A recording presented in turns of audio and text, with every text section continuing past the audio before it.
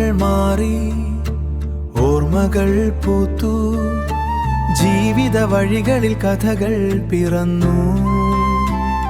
സാജൻ ചെമ്പഴയുടെ ഇന്നലെകൾ, മഴ നനഞ്ഞ ബാല്യത്തിന്റെ പാതകളിൽ സ്വപ്നം വിതച്ചൊരു യാത്രയായിരുന്നു. ഇന്നലകളുടെ പുതിയൊരു അധ്യായത്തിലേക്ക് ഏവർക്കും സ്വാഗതം. സ്കൂൾ ജീവിതത്തിൻ്റെ മധുര നിമിഷങ്ങളിലൂടെയാണ് നമ്മൾ കഴിഞ്ഞ ദിവസങ്ങളിലൊക്കെ കടന്നുപോയത്. 1-ാം ക്ലാസ്സും 2-ാം ക്ലാസ്സും ഒക്കെ കഴിഞ്ഞ് 3-ാം ക്ലാസ്സിലേക്ക് എത്തിയിരിക്കുകയാണ്.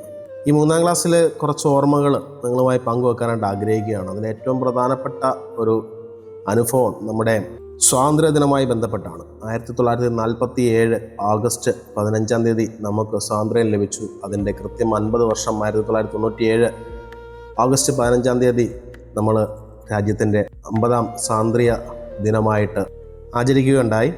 അതിന് ഈ 50 വർഷം സ്വാതന്ത്ര്യം കിട്ടി 50 വർഷം കഴിഞ്ഞപ്പോൾ ജീവിതത്തിലൊരു ടേണിംഗ് പോയിൻ്റ് എനിക്കും ലഭിച്ചു എന്നുള്ളത് എടുത്തു പറയേണ്ട ഒരു കാര്യമാണ്. സ്കൂളിൻ്റെ അന്നത്തെ ക്ലാസ് ടീച്ചറായിരുന്ന രാജി ടീച്ചർ എന്നോട് പറഞ്ഞു, എന്നോട് മാത്രമല്ല ബാക്കി കുട്ടികളെല്ലാം പറഞ്ഞു, നാളെ നിങ്ങൾ വരുമ്പോൾ ഇന്ത്യൻ ദേശീയ പതാക വരച്ചുകൊണ്ട് വരണം. നിങ്ങൾക്ക് ആവുന്ന വിധത്തിൽ നിങ്ങൾ വരച്ചുകൊണ്ട് വരാനായിട്ടാണ് ടീച്ചർ പറഞ്ഞത്. ഞാനും വരച്ചുകൊണ്ട് പോയി. പക്ഷെ ഞാൻ കണ്ട ദേശീയ പതാക വേറൊരു ടൈപ്പായിരുന്നു. എല്ലാവരും വരച്ചുകൊണ്ട് വന്നു. 3 കളറുള്ള നമ്മളുടെ ദേശീയ പതാക, മേളിൽ ഓറഞ്ച്, നടുക്ക് വെള്ള, താഴെ പച്ച, നടുക്ക് അശോകചക്രം ഉള്ള നമ്മുടെ ദേശീയ പതാക. ഞാൻ വരച്ചുകൊണ്ട് വന്നത് വെറൈറ്റി ദേശീയ പതാകയായിരുന്നു.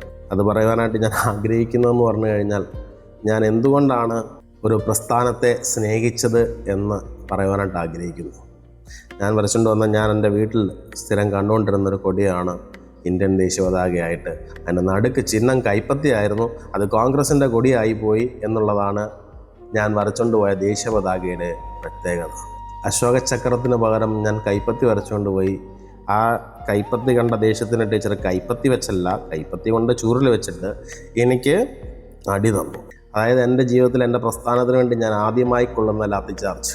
അന്ന് ഞാൻ തീരുമാനിച്ചു, ജീവിതത്തിൽ ഇന്ന് ഈ അടി കൊണ്ട ഈ നിമിഷം മുതൽ ഞാനൊരു കോൺഗ്രസ്സുകാരനായിരിക്കുമെന്നുള്ളത്. മറ്റുള്ള ഏത് പാർട്ടിയുടെ കൊടിയും എനിക്ക് അറപ്പാണ്, വെറുപ്പാണ് എന്നുള്ള രീതിയിൽ എനിക്ക് ആ അടി കിട്ടിയതുകൊണ്ട്, ആ ലാത്തി ചാർജ് കിട്ടിയതുകൊണ്ട് ഞാൻ മനസ്സിൽ ഓർപ്പിച്ചു, ഞാൻ ഇന്ന് മുതൽ ഈ ഒരു പ്രസ്ഥാനത്തിനും ഈ ഒരു കൊടിക്കും വേണ്ടി പ്രവർത്തിക്കുമെന്നുള്ളത്. അതിനുശേഷം വർഷം ഇത്രയാകുമ്പോൾ ഒരു കോൺഗ്രസ്സുകാരനായതിൽ ഏറ്റവും കൂടുതൽ അഭിമാനവും ഞാൻ നിങ്ങളുമായി പങ്കുവെക്കുകയാണ്. കാരണം ഇത്രയും വലിയൊരു അനുഭവം ഒരു 3-ാം ക്ലാസ്സുകാരൻ്റെ മനസ്സിലേക്ക് വരിക എന്ന് പറയുമ്പോൾ തന്നെ അവൻ ആഴത്തിൽ ആ പ്രസ്ഥാനത്തെ സ്നേഹിക്കുന്നുണ്ട്, ആ പ്രസ്ഥാനമായി ബന്ധപ്പെട്ട് നിൽക്കുന്നുണ്ടെന്നുള്ളതാണ് പറയുവാനായിട്ടുള്ളത്.